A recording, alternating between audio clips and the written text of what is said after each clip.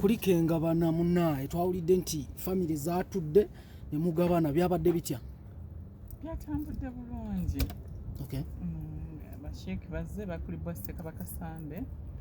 ne baŋŋamba nfulumye ebintu byonna ne mbifulumya mu nju mu nnyumba tubiteeka awo ne balamu bange babaddewo n'abaana babiri abakulu ne batugabanya ebintu byaffe okuba nti kimu kyokka kye nemulugunyizaamu ne babuuza school fees z'omwana wange gye zigenda okuva ne bategeeza nti mu busiraamu okusoma si kikulu bwoyiya school fees ne bategeeza nti ebintu ebinene ng'amataka motoka bajja bigaba oluvannyuma nenzikiriza kuba siri in a hurry nsobola okuba nga nkyalabirira omwana nze kikulu njagala bwenkanya kati yali twagenza okulanga mulamu wange ekisumbuzo kye nawadde mba Maseeka ate afulumye moto ne tugimusuuza n'ate yaluse ne kaadi tuteekayo omusango ku poliisi ezo zokka zokka ensonga ezitaatambudde bulungi naye ebirala byatambudde bulungi nabo baafunye ku bintu ne basanyuka. So ffe eby'omunju biriwo bye baatutte ebiki bye bibeera mu nju by'omugenzi which is okay si kikulu nnyo gye ndi kasita fees z'omwana wange zirabika we zigenda okuva nze kyendiko nga nze ate olwo amawulire agagamba emmoroka olwedde tokyagiyinayo baagitutte mu lofiti emmotoka anti kati weeri awo wakati bagibalemesezza naye nga yo kaadi bagenze nayo netuteekayo omusango olw'ensonga bayinza ogyewolerako ssente emmotoka neesikibwa naye nga ekisumbuzo weekiri awo wakati emmotoka weeri n'emmotoka endala zaatwalibwa kale zo Sheikh yaleka emmoroka mmeka? zaali nnyingiko yaleka emmotoka nga 7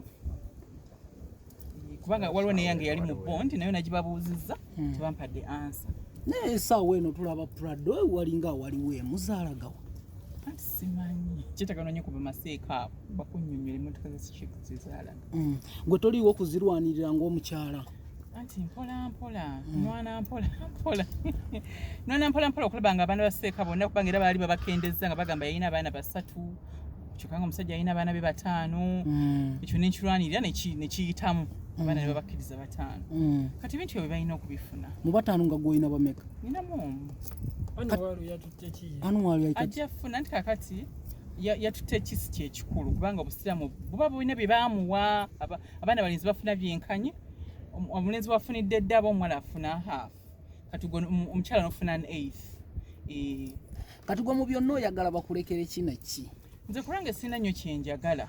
nenze njagala okulaba nga omwana ngaafunye justice kuba nze nina wangi naye njagala omwana ngaafunye justice ate nange obusiraamu bwampa 1/8 naye mba njagala baŋŋambe nti bintu twabibazewo ebiti ekimu kye ekyomunana kyekino omwana wo kyekino bakati bo bali abaana bakulu bo bakulu bakola abeetakulira n'omwana ono alina okusoma alwala ayambala akula nga obimanyi ne waliko omuto bw'oba olina bali abalina abaana abangiko lwaki tobalekera ne batwala munnaabwe? baliwo bali si baana nenkana nabo obukulu bantu bakulu si baana ate si nze nina okubawa Qur'ani yebawa ekitegeera era mba njagala buli omu afune Qur'ani kye yamuwa nze kyessaagala ye muganda w'omugenzi okufuna ebintu omwana n'atafuna. Okay, twabalaba nga mwagendako ne mu kkooti wa Nakiwala ebyo byo byaggwa biri bitya? Ebyaggwa wetuli awaka bulungi ne bagamba bagaba okusinziira ku sharia law anti sharia law tewa bintu baganda b'omugenzi ng'alina abaana n'abakyala baba balina kuwa baana bintu oba abaana bo ne bagabirako bataata baabwe basenga baabwe ng'abasiraamu mulaga nnyo nti mulina amateeka mwagabatwala lwaki muinvolvinga nnyo kooti ne laws mu bintu byammwe ng'ate mutulaga nti ng'abasiraamu mulina ebibatwala? anti tukozesa sharia law naye we beeganye equalroom okujulira era mu Supreme Court ya sharia naye woba owulira nga tofunye bwenkanya osobolera okweyongerayo kubanga gavumenti ya Uganda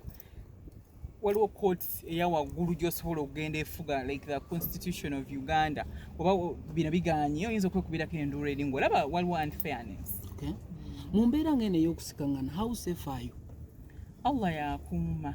ekyamazima Allah yakuuma newenfiira wano sinza kwekwasa nti banzise manya Allah waki we yantegekera naye ng'era mba mu kutya bino birekera Allah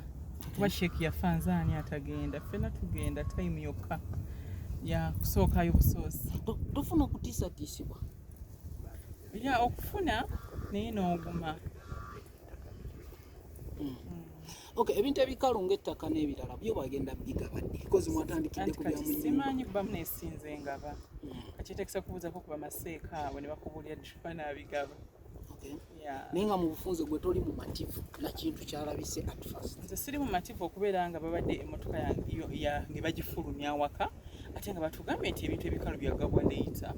ate nga gifulumya si mwana kola muganda w'omugenzi ate nga baganda bebadde nga bankolako effujjo kati nze bajja ne bankolako effujjo mwenna mwalaba nga bankanyugira ebintu ebweru nengenda nenfuna interim order ebagaana okujja ewange okukolerayo effujjo naye bazze ne mbagulira ne mbaaniriza neera wadde nabaaniriza nga ne kkooti yabagaana wera banvumye neera saabaanukudde naye bagamba mbu bino byonna baali babikola mbu nga tokyali mukazi mbu nga wanoba ati bali tebabeera wange ne mukakati yali yanoba oba kutwala balamume nga bamusaba ebyabo kwegamba bye bibeera mu Africa tebaali tebabisula wange webabuuza ani yatwala Sheikh mu ddwaliro tebayinza kukubuulira webabuuza Sheikh yafa ki tebakimanyi balinda kuwulira nti afudde ne badduka ne bagenda waka ne batandika okukola effujjo naye mbasaba bambi balireke kozi tuli muntu omu. Minisita gwe wali oddukirira Minisita Nakiwala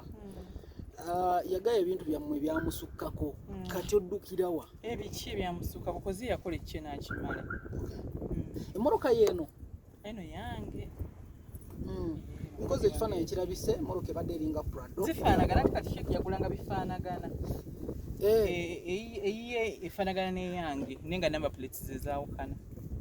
twavuganga bifaanagana